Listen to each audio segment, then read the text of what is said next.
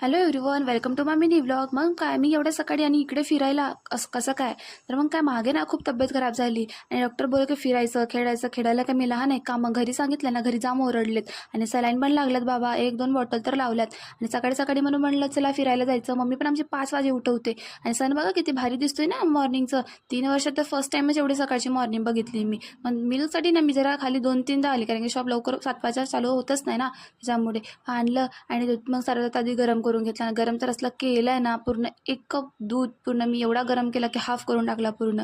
आणि त्यामध्ये असं जात नाही ना मोकळं ते, त्याच्यामुळे काय तर हे टाकायचं म्हणून सांगितलेलं आणि ते टाकलं पण पूर्ण ॲड केलं तिथं. आणि म्हटलं चल चांगलं जाम भारी वगैरे वाटलं. कसला भारी वाटतो, काय टेस्ट नाही काही नाही.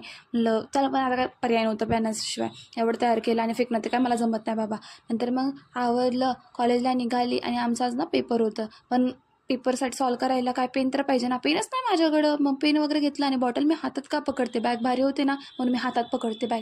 आणि त्याच्यानंतर पेपर वगैरे सर्व झालं आणि यांचं काहीतरी पेपर विषय चाललेलं बाबा, कसलं भांडणं करतात काय माहीत. झाला पेपर, विसरून झालं तर झालं. त्यांचं संध्याकाळी डिमार्टला निघालो आणि हे असं मिळतात की 10 वर्षांनंतर भेटल्यात. नंतर मग तिथलं पण आवरलं आणि नंतर निघालो आम्ही रूमला. भेटूया आपल्या नंतर.